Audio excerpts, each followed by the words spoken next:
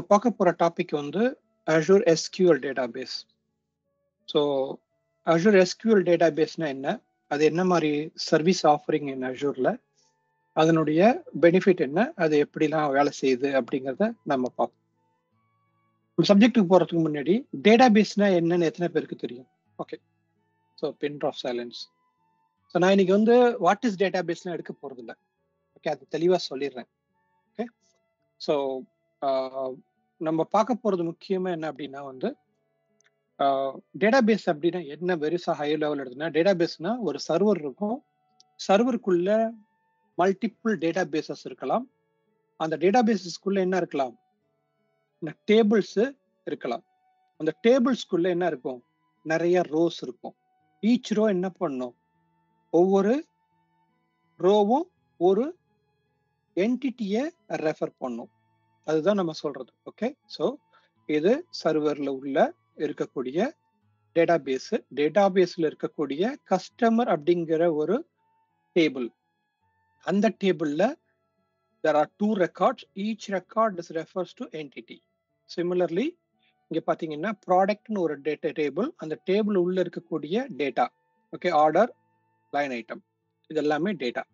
இந்த டேட்டாவை நாம உன்னோட ஒன்று ரிலேட் பண்ணணும் அப்படின்னா எப்படி ரிலேட் பண்றோம் அப்படின்னா அதுக்கு primary key and foreign key அப்படின்னு ரெண்டு கீயை வச்சு நம்ம ரிலேட் பண்ணுவோம். ஃபார் எக்ஸாம்பிள் இந்த இடத்துல எடுத்துக்கிட்டோம்னா order ID, okay, is a primary key. இங்க customer ID is a primary key. So இதுக்கு வரும்போது, ஆர்டருக்கு வரும்போது கஸ்டமர் வந்து என்ன, இந்த கஸ்டமர் என்ன ஆர்டர் பண்ணாங்க அப்படின்னு நம்ம தெரிஞ்சுக்கணும்னா order number 1000, order date is order by customer 1 is called as actually foreign key relationship. So customer 1 யாருன்னு பார்க்கணும்னா நம்ம எங்க போய் பார்க்கணும், டேட்டாபேஸ்ல கஸ்டமர் டேபிள்ல போய் பார்ப்போம். ஆர்டர் என்ன அப்படின்னு பார்க்கணும்னா ஆர்டர் ஐடி இங்க இருக்கு. இப்போ இந்த ஆர்டர் ஐடியில என்னெல்லாம் லைன் ஐட்டம் ஆர்டர் பண்ணாரு அப்படின்னு பார்க்கணும்னா எங்க போவோம், லைன் ஐட்டம் போவோம். அங்க போகும்போது ஆர்டர் ஐடி 1000ல ரெண்டு ஆர்டர் இருக்கு, ரெண்டு லைன் ஐட்டம் இருக்கு. லைன் ஐட்டம் 1 வந்து ப்ராடக்ட் ஐடி 123, லைன் ஐட்டம் 2 வந்து product ID 162, quantity 1 and 2. Okay, அப்போ இந்த ப்ராடக்ட் என்ன ப்ராடக்ட் வாங்கினாரு அப்படின்னு தெரியும்னா எங்க போகணும், ப்ராடக்ட் டேட்டாபேஸ், ப்ராடக்டோடைய டேபிள்ல போய் பார்க்கணும். ப்ராடக்ட்ல என்ன இருக்கு, ப்ராடக்ட்ல 1 2 3 இருக்கு, அது பேர் இருக்கு, பிரைஸ் இருக்கு. ஸோ இதுதான் என்ன பண்றோம், இப்படிதான் நம்ம என்ன பண்ணுவோம், டேட்டா வந்து 1 to 1 நம்ம என்ன பண்ணுவோம், ரிலேட் பண்ணுவோம். ரிலேட் பண்ணி அந்த டேட்டாவை வந்து டூப்ளிகேட் இல்லாம முடிஞ்ச அளவுக்கு நம்ம என்ன பண்ணுவோம், ஒரு ரேஷனல் பண்ணி நார்மலைசேஷன் கொண்டு வர்றதுக்காக நம்ம யூஸ்வலா என்ன பண்றோம், நம்ம பிரைமரி கீயும் ஃபாரின் கீயும் யூஸ் பண்ணி நம்ம எல்லாத்தையும் பண்றோம். இங்க இதுதான் வந்து ஜெனரிக்கா ஒரு டேட்டாபேஸோட கான்செப்ட். ஏன்னா எல்லாருமே உங்களுடைய சப்ஜெக்ட்ல வந்து டேட்டாபேஸ்னு ஒன்று வந்திருக்கும், அதை பத்தி படிச்சிருப்பீங்க, அங்க போய் பார்த்துருப்பீங்க, நிறைய விஷயங்கள் உங்களுக்கு தெரிஞ்சிருக்கும். ஸோ அதனால நான் என்ன பண்றேன், நான் டேட்டாபேஸ் உள்ள டீப்பா போகல. ஓகே, நம்ம போறது Azure டேட்டா சர்வீசஸ். டேட்டால ஒரு டேட்டா சர்வீஸ் இருக்கு, அந்த சர்வீஸ் எப்படி யூஸ் பண்ண போறோம், அதுல என்னென்னலாம் பண்றோம் அப்படிங்கிறத நம்ம பார்க்க போறோம். ஸோ இன்னைக்கு நம்ம பார்க்க போறதுடைய லேர்னிங் அப்ஜெக்டிவ் என்ன அப்படின்னு பார்த்தீங்கன்னா, எப்படி வந்து ஒரு டேட்டாபேஸை வந்து நம்ம வந்து சர்வீஸை வந்து ஐடென்டிஃபை பண்றது. அதாவது SQL சர்வர் அப்படின்னு போகணும், சர்வீஸ்ன்னு போனோம்னா, Azure SQL சர்வீஸ்ன்னு போனோம்னா அதுல நிறைய இருக்கு, அதுல எதை நம்ம பண்ண போறோம், அப்புறம் என்னெல்லாம் ஆப்ஷன் இருக்கு, ஓப்பன் சோர்ஸ் டேட்டாபேஸ் இருக்கா, வேற என்னெல்லாம் இருக்கு, அப்புறம் ஒரு டேட்டாபேஸை ப்ரொவிஷன் பண்ணி அந்த டேட்டாபேஸ் வந்து எப்படி வேலை செய்யுதுன்னு பார்க்கலாம். அப்புறம் ரிப்ளிகா காப்பி எப்படி கிரியேட் பண்றது, எதுக்காக ரிப்ளிகா காப்பி நம்ம கிரியேட் பண்றோம் அப்படிங்கிறதையும் நம்ம பார்ப்போம். அதுக்கப்புறம் டேட்டா டிஸ்கவரி அண்ட் கிளாசிஃபிகேஷன் அப்படின்னு ஒரு டாபிக். அது அப்படி என்னன்னா, ஒரு டேட்டா வந்து கிரெடிட் கார்டு நம்பர் இருக்கு அல்லது வந்து ஒரு அட்ரஸ் இருக்கு, இதை நாம எப்படி கிளாசிஃபை பண்றோம் அப்படிங்கிறத பார்க்கணும். இது சென்சிட்டிவ்னு கிளாசிஃபை பண்றோமா, கான்ஃபிடென்ஷியல்னு பண்றோமா, ஏன் அதை பண்ணணும், எதுக்காக பண்றோம் அப்படிங்கிறத பத்தி பார்ப்போம். அப்புறம் டேட்டா மாஸ்கிங். டேட்டா மாஸ்கிங்னா என்ன, ஓகே, அது ஏன் பண்ணணும், அதனால என்ன பயன் அப்படிங்கிறதையும் நாம பார்ப்போம். அப்புறம் டேட்டாபேஸ் பேக்கப். அந்த டேட்டாபேஸ் வந்து எப்படி பேக்கப் வேலை செய்யும், அதை எப்படி ரீஸ்டோர் பண்ணலாம், அது என்ன பண்ணலாங்கிறத பத்தி பார்க்கலாம். அப்புறம் Azure SQL மைக்ரேஷன் சர்வீஸ், அதாவது நாம கிட்ட ஒரு டேட்டாபேஸ் ஆன்பிராம்ல, அதாவது நம்ம டேட்டா சென்டர் ரன் ஆயிட்டு இருக்கக்கூடிய ஒரு டேட்டாபேஸை எப்படி அஷூருக்கு மைக்ரேட் பண்ணலாம் அப்படிங்கிறத பத்தி பார்ப்போம். இதுதான் நம்ம இன்னைக்கு பார்க்க போற ஓவரால் சப்ஜெக்ட். ஓகே, இதுல உங்களுக்கு எதுவும் கேள்விகள் இருக்கா? எதுவும் இருந்துச்சுன்னா சொல்லுங்க. இல்ல வேற ஏதாவது டீப்பா போகணும், இதுல ஏதாவது மாத்தணும்னா சொல்லுங்க, நம்ம பார்த்துக்கலாம். Okay okay. ஸோ ஃபர்ஸ்ட் இப்போ நம்ம அஷூர் எஸ்கியூஎல் டேட்டாபேஸ்ல போனா நமக்கு இருக்கக்கூடிய விஷயங்கள் அப்படின்னு என்னன்னு பார்த்தோம்னா, அதுல ஒரு ஃபேமிலி ஆஃப் டேட்டா பேசஸ் இருக்கு. அதுல மிக முக்கியமான விஷயம் அப்படின்னு பார்க்கும் போது, இப்போ SQL server on Azure VM. இப்போ நம்ம ஏற்கனவே VM வச்சிருந்தோம். VM பத்தி பார்த்தோம். அந்த VM குள்ள நாம டேட்டாபேஸ் இன்ஸ்டால் பண்ணி அதை ரன் பண்ணோம்னா அது என்ன ஆகும் அப்படிங்கறத பத்தி இது சப்ஜெக்ட். ஓகே, அதுக்கான இதுதான் இது. SQL server on Azure VM. பேசிக்கா என்னன்னா, நீங்க என்ன பண்ணலாம், அந்த சர்வரை ஒரு சர்வர் எடுத்துட்டு நீங்களாவே எஸ்கியூஎல் சர்வரை இன்ஸ்டால் பண்ணிட்டு அதுக்கான மெயின்டெனன்ஸ், அதுக்கான அப்கிரேடு, அதுக்கான பேக்கப் எல்லாமே என்ன பண்ணணும், நீங்க தான் பார்த்துக்கணும். ஓகே, நீங்க பண்றது என்ன பண்ணுவீங்க, அஷூருக்கு பே பண்ண போறது ஒன்லி அந்த விஎம் ரன் பண்ற காஸ்டும் அந்த எஸ்கியூஎல் சர்வருக்குடைய லைசன்ஸ் காஸ்ட்டும் மட்டும் தான் நீங்க பே பண்ணுவீங்க. ஓகே, இது எப்போ, இது எதுக்கு மாதிரி எதுக்கு நிறைய யூஸ் ஆகும்னா வந்து, முக்கியமா வந்து இது வந்து ஹைபிரிட் சினாரியோவோ இல்லது வந்து ஆன்பிராம்ல நான் இப்படிதான் இருக்கேன், என்னோட லெகசி சிஸ்டம் எனக்கு கிளவுட்லாம் சப்போர்ட் பண்ணாது, ஆனா நான் கிளவுடுக்கு வரணும் அப்படிங்கிற மாதிரி உள்ளவங்களுக்கு மட்டும்தான் இது யூஸ் ஆகும். அது மாதிரி உள்ள கிளைண்ட் தான் என்ன பண்ணுவாங்க, இந்த மாதிரி ஒரு சர்வீஸ்க்கு போவாங்க. அப்படி இல்லை அப்படின்னா முக்காவாசி பேர் போறது என்னன்னா, இங்க ஆன்பிராம்ல நான் ஆல்ரெடி விஎம்ல தான் ரன் பண்ணிக்கிட்டு இருக்கேன், நான் இதை இதே மாதிரி எப்படி கிளவுட்ல ரன் பண்றது, ஆனா நான் என்ன பண்ணக்கூடாது, எனக்கு வந்து அப்கிரேட பத்தி நான் கவலைப்படக்கூடாது, சாஃப்ட்வேர் அப்கிரேட் பத்தி நான் கவலைப்படக்கூடாது, பேக்கப், மெயின்டெனன்ஸ், ரிப்ளிகா இதை பத்தி நான் கவலைப்படக்கூடாது, ஆனா எனக்கு என்ன வேணும், இங்க இருக்கிற எல்லா கேப்பபிலிட்டிஸுமே எனக்கு வேணும் அப்படின்னா அதுக்கு பேர் என்னன்னா Azure SQL manage instance. Okay, இங்க என்ன இருக்கோ அதே மாதிரி வரும். இதுல என்ன பண்ணுவாங்கன்னா, மைக்ரோசாஃப்ட் என்ன பண்றாங்க அப்படின்னா அஷூர்ல அவங்க பண்றது வந்து பேக்கப் வந்து ஆட்டோமேட்டிக்கா பண்ணி கொடுத்துட்றாங்க, சாஃப்ட்வேர் பேட்சிங் அவங்க பாத்துக்கிறாங்க, டேட்டாபேஸ் மானிட்டரும் அவங்க பாத்துக்குவாங்க, மெயின்டெனன்ஸ் டாஸ்க்கும் அவங்க பாத்துக்குவாங்க. நாம பண்ண வேண்டியது என்னன்னா, ஒன்லி வந்து நாம இங்க ரன் பண்ண வேண்டியது நம்ம டேட்டாபேஸ் நல்லா ரன் ஆகுதா, நம்ம டேட்டா கரெக்டா இருக்கா, நம்ம டேட்டாவை நம்ம நல்லா கவர்ன் பண்ணிருக்கோமா அப்படின்னு மட்டும்தான் நம்ம இங்க பார்க்கணும். அதே மாதிரி இங்க என்ன பண்ணலாம், சிங்கிள் இன்ஸ்டன்ஸோ இல்ல மல்டிபிள் டேட்டாபேஸோ மல்டிபிள் இன்ஸ்டன்ஸோ நம்ம என்ன பண்ணலாம், இங்க ரன் பண்ணலாம். ஏது இது யாருக்கெல்லாம் இதுக்கு ரொம்ப சூட்டபிளா இருக்கும்னா, யாரெல்லாம் ஆன்பிராம்ல டேட்டாபேஸ் வச்சிருக்காங்களோ அவங்க அப்படியே கிளவுடுக்கு மைக்ரேட் பண்றாங்கன்னா அவங்களுக்கு இது யூஸ்ஃபுல்லான ஒரு சர்வீஸ். இது மூணாவது வந்து இன்னைக்கு நம்ம பார்க்க போறது, இதுதான் பார்க்க போறோம், அஷூர் எஸ்கியூஎல் டேட்டாபேஸ். இங்க போகும்போது இது எப்படின்னா கம்ப்ளீட்டா வந்து பிளாட்ஃபார்ம் அஸ் அ சர்வீஸ். இது ரெண்டுமே பிளாட்ஃபார்ம் அஸ் அ சர்வீஸ் தான். அதுல இது இன்னும் மோர் சிம்பிளிஃபைடு.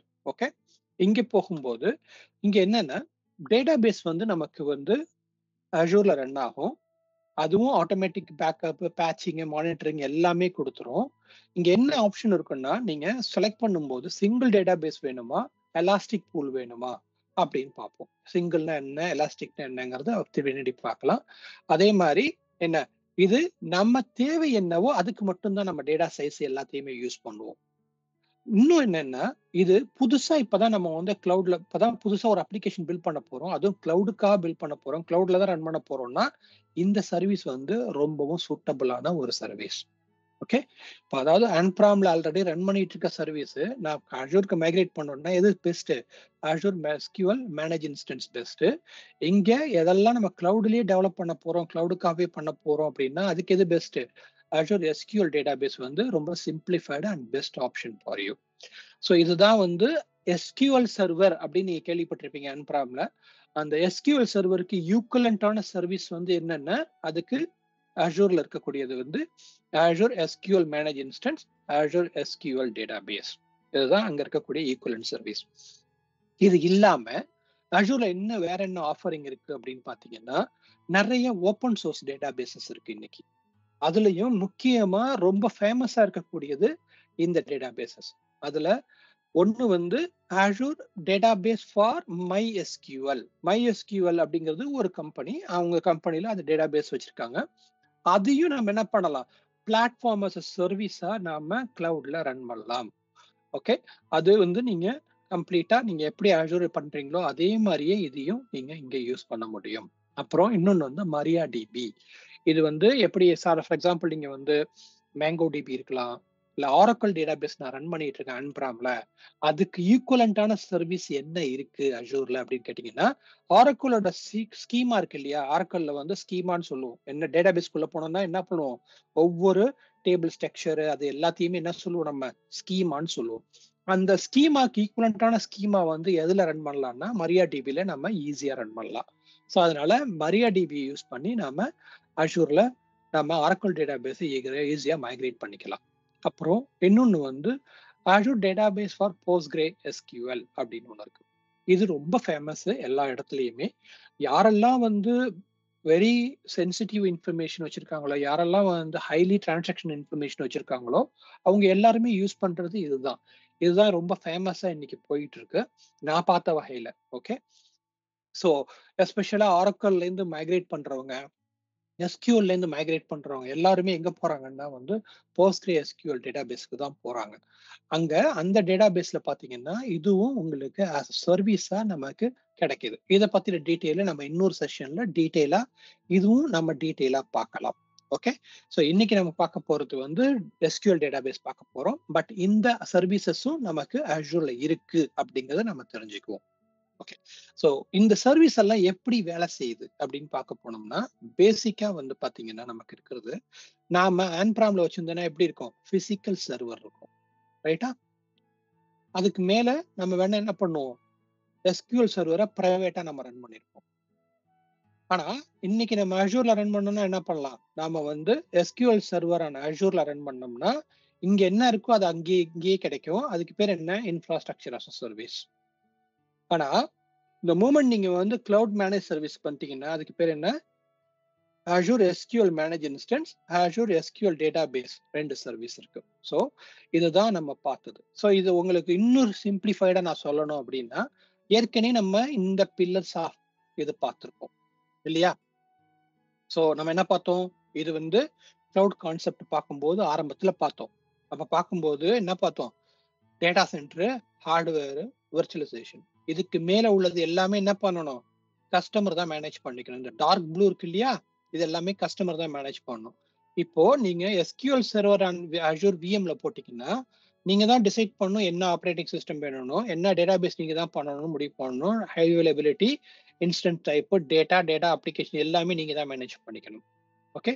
இதே SQL server Azure SQL manage இன்ஸ்டன்ஸ்க்கு போயிட்டோம்னா என்ன ஆயிடும்?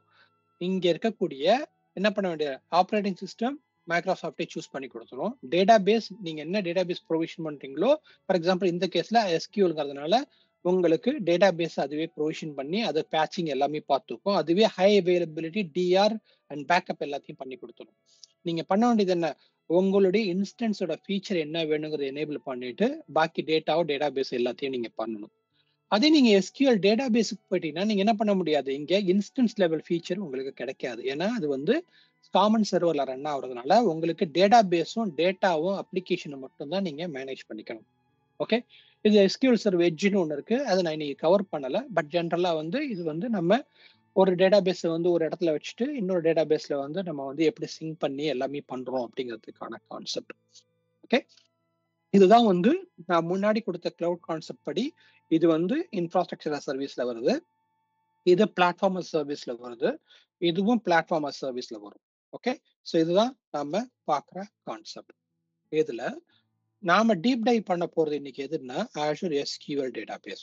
அதுல இப்ப நம்ம பார்க்கறது ஃபர்ஸ்ட் ஆப்ஷன் வந்து Azure SQL டேட்டாபேஸ்ல 2 டைப் ஆஃப் டேட்டா ஆப்ஷன் இருக்கு. ஒன்னு சிங்கிள் டேட்டாபேஸ், இன்னொன்னு வந்து எலாஸ்டிக் பூல். சிங்கிள் டேட்டாபேஸ் அப்படின்னா என்ன? நம்ம ஏற்கனவே பார்த்தோம். ஒரு சர்வருக்குள்ள நீங்க எத்தனை டேட்டாபேஸ் வேணுமோ வச்சுக்கலாம். அந்த டேட்டாபேஸ்க்குள்ள எத்தனை டேபிள் வேணுமோ வச்சுக்கலாம். டேபிளுக்குள்ள எத்தனை ரோஸ் வேணுமோ வைக்கலாம். ரோஸ் அண்ட் காலம்ஸ் வேணுமோ நம்ம வைக்கலாம் அப்படின்னு பார்த்தோம். இங்க இந்த டேட்டாபேஸ் நீங்க சப்ஸ்கிரைப் பண்ணீங்கன்னா, நீங்க சிங்கிள் டேட்டாபேஸ் அப்படின்னு செலக்ட் பண்ணீங்கன்னா, உங்களால ஒரே ஒரு டேட்டாபேஸ் மட்டும் தான் என்ன பண்ண முடியும்? கிரியேட் பண்ண முடியும். அந்த டேட்டாபேஸ்க்குள்ள நீங்க எத்தனை டேபிள் வேணுமோ வச்சுக்கலாம். அதுக்குள்ள என்ன பண்ணலாம்? எத்தனை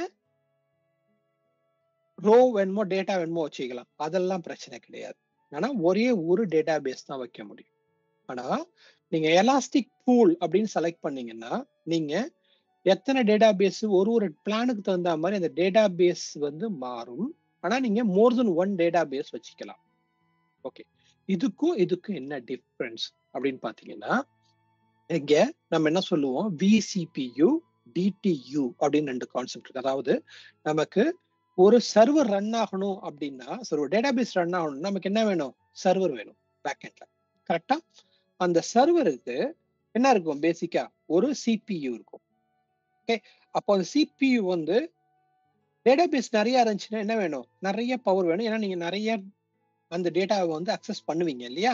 அப்போ இங்க சிங்கிள்னா அந்த ஹோல் சிபியு நீங்க செலக்ட் பண்ணது எல்லாமே, இந்த பிளான் எல்லாமே இதுக்கு மட்டுமே டெடிகேட்டடா இருக்கும். வேற எலாஸ்டிக் பூல் அப்படின்னீங்கன்னா, அது 4க்குமே ஷேர் ஆயிருக்கும். அதே நேரத்துல எந்த டேட்டாபேஸ் அதிகமா யூஸ் ஆகுதோ அதுக்கு ஹையஸ்ட் ரிசோர்ஸஸும், எந்த டேட்டாபேஸ் லோவஸ்டா யூஸ் ஆகுதோ அதுக்கு லோவஸ்ட் ரிசோர்ஸும் ஆட்டோமேட்டிக்கா அஷூர் அட்ஜஸ்ட் பண்ணி கொடுக்கும். அதுதான் இங்க இருக்கக்கூடிய பெனிஃபிட் எலாஸ்டிக் பூல்ல. ஓகே, புரியுதா?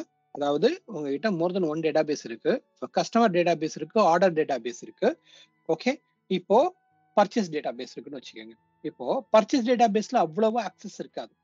வேறஸ் ஆர்டர் டேட்டாபேஸ்ல என்ன இருக்கும்? ஒவ்வொரு கஸ்டமர் கொரி பண்ணும்போது நிறைய பேர் வந்து கொரி பண்றதுனால அதுக்கு நிறைய சிபியு அண்ட் மெமரி தேவைப்படும். அதை என்ன பண்ணும்? எலாஸ்டிக் பூல் அந்த டேட்டாபேஸ்க்கு அதிகமா கொடுத்துட்டு ஆர்டர் பர்ச்சேஸ் டேட்டாபேஸ்க்கு கம்மியா கொடுக்கலாம். ஸோ அதுதான் இது வந்து ஆட்டோமேட்டிக்கா நமக்கு பண்ணக்கூடிய விஷயம். ஓகே. ஸோ இதுல அதுலயே உள்ள போனோம்னா இந்த SQL டேட்டாபேஸ்க்குள்ளேயே நம்மளுக்கு 3 டைப் இருக்கு. ஒன்னு என்ன சொல்றோம்னா ஜெனரல் பர்பஸ் அப்படின்னு சொல்றோம். அதாவது காமனா யூஸ் பண்ணக்கூடிய விஷயங்கள். அதுல நம்ம என்ன பண்ணலாம்? 2ல இருந்து 80 VCore வரைக்கும் நம்மளால போக முடியும். 32 ஜிபில இருந்து 16 டெராபைட் ஆஃப் இன்ஸ்டன்ஸ் வந்து நமக்கு ஸ்டோரேஜ் நம்மளால பண்ண முடியும்.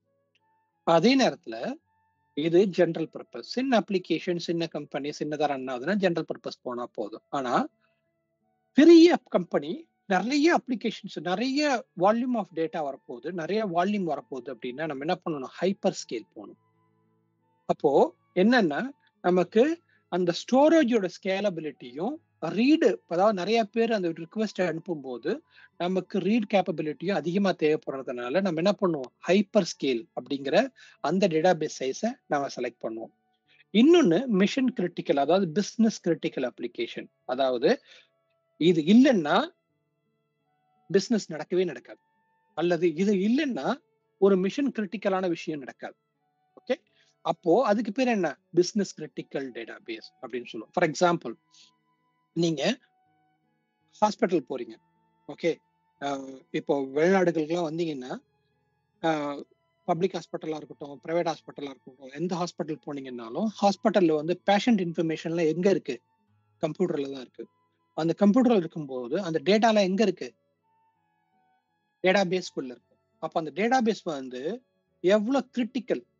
ஏன்னா ஒரு பேஷண்ட்டுடைய இன்ஃபர்மேஷன் அது உள்ளதான் இருக்கு. என்ன டேப்லெட் கொடுக்கணும், எத்தனை மணிக்கு கொடுக்கணும், போன தடவை கொடுத்தாங்களா இல்லையா, அவர் எந்த பெட்ல இருக்காரு, இந்த பெட்ல இருக்கவருக்கு என்ன நோய் இருக்கு அப்படிங்கிற எல்லா விஷயமும் எதுல இருக்கும்? டேட்டாபேஸ்ல தான் இருக்கும். அப்போ அது எவ்வளவு முக்கியமானது? Business critical information. அதே மாதிரி நீங்க பேங்க்ல வந்து டிரான்சாக்ஷன் பண்றீங்க. உங்களுடைய டிரான்சாக்ஷன் டேட்டாலாம் எதுல இருக்கு? டேட்டாபேஸ்ல தான் இருக்கு. அப்போ அது எவ்வளவு இம்பார்ட்டன்ட்? அந்த டேட்டாபேஸ் போச்சுன்னா முடிஞ்சு போச்சு. அப்போ அது என்ன? அதுவும் பிசினஸ் கிரிட்டிக்கல் கீழ வரும். அப்போ workload with high IO requirement and also very sensitive kind of information all goes to business critical. Okay, இதுதான் நம்ம பார்க்கக்கூடிய வேரியஸ் டைப் ஆஃப். இதுல ஒவ்வொன்றுக்கு தகுந்த மாதிரி ஏன்னா அந்த SLA மாறும். சர்வீஸ் அவைலபிலிட்டி, பேக்கப், ரிடண்டன்சி எல்லாமே மாறுறதுனால அந்த 3 டைப் பிரிச்சு கொடுத்துருக்காங்க. அந்த 3 டைப்பை நீங்க எதை செலக்ட் பண்றீங்களோ அதுக்கு தகுந்த மாதிரி உங்களுடைய பிளானும் பிரைஸும் மாறும். ஓகே ஓகே, இப்போ இது மட்டும் இல்லாம டேட்டாபேஸ் அப்படின்னு வந்துட்டாலே என்ன ப்ராப்ளம், என்ன விஷயங்கள் நம்ம முக்கியமா கவனத்துல கொள்ளணும்னா, ஒண்ணு யாரு வந்து எதை அக்சஸ் பண்ணலாம். ஏன்னா டேட்டா ரொம்ப முக்கியமான விஷயம் இல்லையா? ஓகே. சோ ஒரு எக்ஸாம்பிள் எடுத்துக்குவோமே. ஒரு பெரிய கம்பெனி இருக்கு. ஓகே. அந்த கம்பெனியோட சிஇஓ இருக்காரு. ஓகே. அந்த சிஇஓ வந்து ஒரு டாக்டர போய் பார்க்குறாரு. அதாவது ஒரு பெரிய கிளினிக்ல டாக்டர போய் பார்க்குறாரு. அவர பார்க்கும்போது, அவர் என்ன பண்றாங்க? அவர போனவங்க நிருபர்கள் யாரோ பார்த்துட்டாங்க. இவரு இங்க போயிருக்காரு. அப்ப இவருக்கு என்ன நோய் இருக்கு? இல்ல இவருக்கு என்ன இருக்குன்னு கண்டுபிடிக்கணும்னு நெனச்சுட்டு, உள்ள போய் அந்த டேட்டாவ வாங்கணும்னு ட்ரை பண்றாங்கன்னா, அப்ப எல்லாரும் எல்லா டேட்டாவும் அக்சஸ் பண்ணிட்டா என்ன ஆயிடும்? அவருக்கு ஏதோ ஒண்ணு இருக்குன்னு போய் அவன் நியூஸ ரிலீஸ் பண்ணிட்டான்னா, அந்த கம்பெனியோட ஸ்டாக் என்ன ஆகும்? கட கட கட கடன்னு கீழ விழுந்துரும். இல்லையா? சோ, அப்போ அது எவ்வளவு சென்சிட்டிவான இன்ஃபர்மேஷன். உங்களுக்கு வேணா சின்னதா தெரியல. ஆனா அது வந்து ஃபைனான்ஷியலி வெரி பிக் இம்பாக்ட் குடுக்கக்கூடிய விஷயங்கள். அப்போ ஃபர்ஸ்ட் என்ன வேணும்? யாரு எத பார்க்கலாம்? அப்படிங்கிறத அக்சஸ் லெவல் கண்ட்ரோல் பண்ண முடியுமா? ரோல் பேஸ் அக்சஸ் கண்ட்ரோல் குடுக்க முடியுமா? ஓகே. என்ன எஸ்கியூஎல் ரோல் பர்மிஷன் குடுக்க முடியுமா? ரோ லெவல் செக்யூரிட்டி அதாவது இந்த ரோ டேட்டாவ இவங்கலாம் பார்க்கக்கூடாது அப்படின்னு கண்ட்ரோல் பண்ண முடியுமா? அப்படின்னா அதுவும் பண்ணலாம். அப்புறம் சேஃப்கார்ட் ஆஃப் இன்ஃபர்மேஷன். அதாவது டேட்டா வந்து அந்த டிரான்ஸ்போர்ட் லேயர் பார்த்தோம் இல்லையா நம்ம, அந்த ஒவ்வொரு லேயருமே வந்து டேட்டா வந்து செக்யூரா இருக்கா அப்படின்னு நம்ம பார்க்கணும் இங்க. ஓகே. அப்புறம் டேட்டா வந்து என்கிரிப்டடா இருக்கா, ஆல்வேஸ் என்கிரிப்டடா இருக்கா, அதாவது ஈவன் அட் ரெஸ்ட், அதாவது சர்வரே ஆஃப் ஆகியிருக்கு, டேட்டா பேஸ் அங்க இருக்கு, அது ஸ்டோரேஜுக்குள்ள இருக்கு, யாராவது அந்த ஸ்டோரேஜை போய் எடுத்து அந்த ஸ்டோரேஜில் உள்ள டேட்டா பேஸ் அப்படியே பேக்கப் எடுத்து கொண்டு போய் போட்டாங்கன்னா வேலை செய்யக்கூடாது. அங்க இருக்க டேட்டா பார்க்க கூடாது யாருக்கு. அப்போ அது என்கிரிப்டடா இருக்கா, அதே மாதிரி டைனமிக்கா நம்ம கொடுக்கக்கூடிய டேட்டா வந்து யூசருக்கு தகுந்த மாதிரி மாஸ்கிங் பண்ணி காமிக்குதா, லெக்சரிங் பண்ண முடியுதா, யாரு என்னத்த அக்சஸ் பண்ணா என்ன பண்ணாங்கிறத பார்க்க முடியுமா. அப்புறம் கண்ட்ரோல், எந்த டேட்டா பேஸ் வந்து எந்த நெட்வொர்க் வழியா அக்சஸ் பண்ணலாம், அவுட் பவுண்ட் போலாமா போகக்கூடாதா அப்படிங்கிற அக்சஸ். அப்புறம் டேட்டா கிளாசிபிகேஷன், அதாவது இது சென்சிட்டிவான இன்ஃபர்மேஷன், இது வந்து வெளியில போச்சுன்னா இமிடியேட்டா இது பண்ணு, டிஎல்பில போட்டு ப்ரொடெக்ட் பண்ணு அப்படின்னு நம்ம பண்ணலாமா. அப்புறம் வல்னரபிலிட்டிஸ், நேற்று நம்ம பார்த்தோம் இல்லையா, நம்ம இதுல பார்க்கும்போது எஸ்கியூஎல் இன்ஜெக்ஷன் அது எல்லாமே பார்த்தோம். ஸோ அதெல்லாமே வந்து வல்னரபிலிட்டிஸ்லேருந்து நம்ம எப்படி நம்மளை காப்பாத்திக்கிறது அப்படிங்கிற விஷயங்கள். அது இல்லாம ஆல்வேஸ் ஆன் ரிலையபிலிட்டி, அதாவது ஒரு டேட்டாபேஸ் இருக்கு, அந்த டேட்டாபேஸ் வந்து ஃபெயில் ஆயிடுச்சுன்னா வெரி பிக் இம்பாக்ட் ரைட்டா. அப்போ அது இல்லாம இன்னொரு இடத்துல எப்படி நம்ம வச்சுக்கிறது. ஓகே. ஆல்வேஸ் ஆன், ஒன்னு இல்லைன்னா இன்னொன்னுக்கு எப்படி சுவிட்ச் பண்றது, அல்லது ரெப்ளிகேஷன் எப்படி இன்னொரு இடத்துல இருந்து இன்னொரு கண்ட்ரிக்கு இன்னொரு நாட்டுக்கு அனுப்புறது, இது எல்லாமே வந்து நமக்கு ரிலையபிலிட்டியா இருக்கா அப்படின்னு பார்க்கணும். அப்புறம் long term backup. So for example சில இடங்கள்ல எல்லாம் என்னன்னா ஃபைனான்சியல் டேட்டா அப்படின்னு எடுத்துக்கிட்டோம்னா health data, financial data, insurance data எல்லாமே எப்படின்னா வந்து என் நம்பர் ஆஃப் இயர்ஸ் இருக்கணும். ஓகே. இப்போ ஒருத்தர் இன்சூரன்ஸ் போடுறாருன்னா அவரை பத்தி இன்ஃபர்மேஷன் எப்படி இருக்கணும், அவரு 90 வயசு வரைக்கும் இருப்பாரு இல்ல 95 வயசு வரைக்கும் இருப்பாரு, அவர் இத்தனை வருஷத்துக்கு முன்னாடி இன்சூரன்ஸ் போட்டாருன்னா அத்தனை வருஷம் அந்த டேட்டா இருக்கணும் இல்லையா. இப்போ நீங்க பர்த் சர்டிஃபிகேட் வாங்குறீங்க, பர்த் சர்டிபிகேட் பிறந்ததுல இருந்து என்ன இருக்கணும், இறக்குற வரைக்கும் இருக்கணும். இதை இறந்ததுக்கு அப்புறம் அது என்ன ஆயிடும், டெத் சர்டிபிகேட்டா மாறிடும் இல்லையா. அப்போ டேட்டா எவ்வளவு இருக்கணும், எவ்வளவு நாள் வேணுமோ இருக்கணும், அந்த டேட்டா எங்க இருக்கணும், பேக்கப்பா இருக்கணும் ஆல்வேஸ். அப்போ அது எல்லாமே வந்து லாங் டேர்ம் பேக்கப் பண்ண முடியுமா. ஃபைனான்சியல் டேட்டா என்ன இருக்கணும், மினிமமா 7 இயர்ஸ் வந்து மினிமம் வச்சிருக்கணும், மேக்ஸிமம் வந்து என் நம்பர் ஆஃப் இயர்ஸ் போகணும். அப்போ அந்த இது ஒரு ஒரு கண்ட்ரிக்கு அது மாறும். ஓகே. அப்போ இண்டஸ்ட்ரியில வந்து அப்புறம் இன்னொன்னு என்ன இருக்கு, எஸ்எல்ஏ. ஸோ நமக்கு தேவையான டேட்டா பேஸ் தான் ரொம்ப முக்கியம். அப்போ நமக்கு டேட்டா பேஸ் வந்து டவுன் ஆகாம இருக்கணும். அப்புறம் என்ன இருக்கணும், ரெக்கவரி பாயிண்ட் இன் ஆப்ஜெக்ட், அதாவது 5 செகண்டுக்குள்ள என்ன இருக்கணும், நமக்கு திரும்ப எடுக்கிற மாதிரி இருக்கணும். அதே மாதிரி 30 செகண்டுக்குள்ள நம்மளுடைய டேட்டா ஆர்டிஓ, அதாவது ரெக்கவரி டைம் ஆப்ஜெக்ட், நமக்கு 30 செகண்டுக்குள்ள 100% ஆஃப் இது வந்து நமக்கு ரிட்ரீவ் ஆகுற மாதிரி இருக்கணும். இதுதான் வந்து டேட்டா பேஸை பொறுத்த வரைக்கும் நமக்கு நம்ம பிசினஸ் ரன் பண்றதுக்கு முக்கியமான back phone. Okay.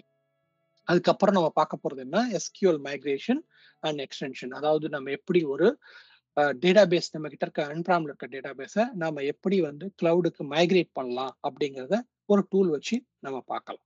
Okay. So இதுதான் வந்து இன்னைக்கான டாபிக். இந்த டாபிக் வந்து டீட்டெயிலாக இப்போ இனிமேல் நம்ம டெமோவை பார்ப்போம்.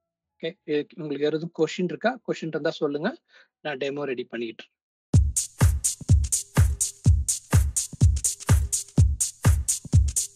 3